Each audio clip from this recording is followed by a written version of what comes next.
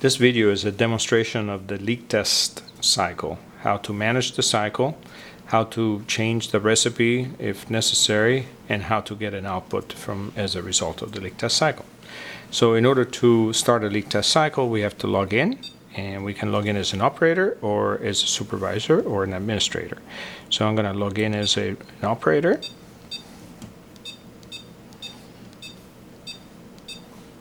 Operator 1. The password is the default password, and Maria is the operator 1. So at this point I can go in and enter the cycle control. And the first thing to look at is the active recipe. I have programmed as recipe 1 a quick cycle, and that's what we're going to run. And if I wanted to change the recipe, I would press that button, and right now, of course, the active recipe is number 1. I could change that value to anything I want. I can make it 6, and then I can either accept it as confirm recipe change, or I just cancel the change. Because we want recipe 1, I'm going to cancel the change. So in fact, the active recipe is still that. We have connected to the machine a glove, and I'm going to start a cycle. The first phase of a cycle is the inflate phase. During this phase, air is being pumped into the glove to inflate it to a predetermined pressure level. And the active pressure, the actual pressure inside of the glove is shown in this box right here. Right now it's 0 because the glove is still inflating. As the pressure builds up inside, we're going to see this level go up. As phase time is programmed for the actual phase that is going on right now. That phase is programmed for 120 seconds. In other words, if the glove does not reach the proper level within 120 seconds, it's going to give us a fault. We reach the stabilization pressure, and you can hear the system pulsing, and it's pulsing at right above 1,000, which is the programmed value, and that's going to go until this number goes down to 0.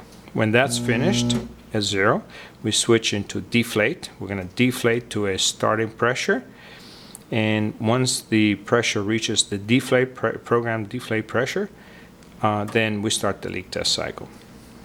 And you're going to see that shortly here. It's approaching. That's programmed at 800. So here's the phase time. It's programmed to be only 20 seconds. So when this expires, we're done with the leak test cycle.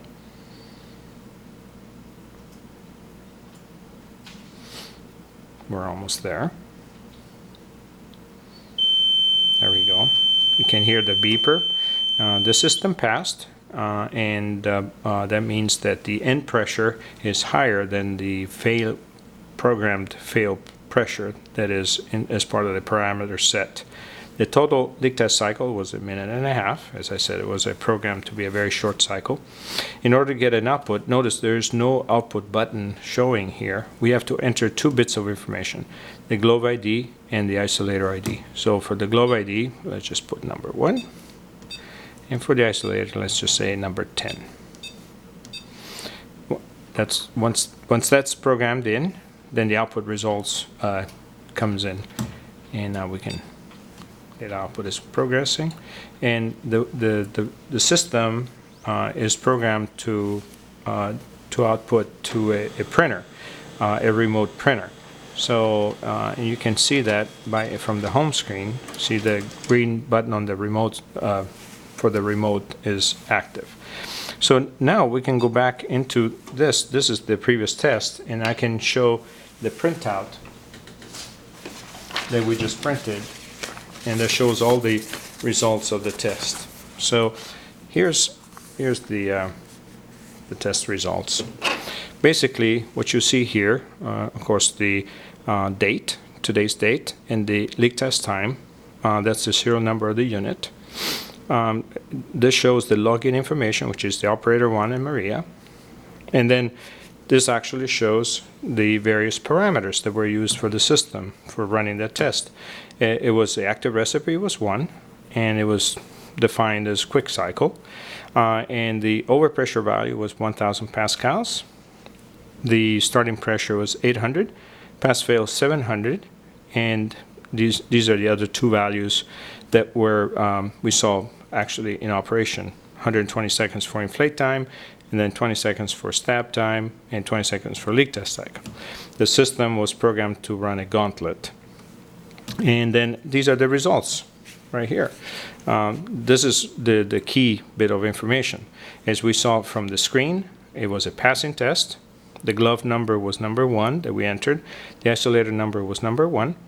And the end pressure was 757, which is higher than the pass-fail pressure, and therefore it's a passing test.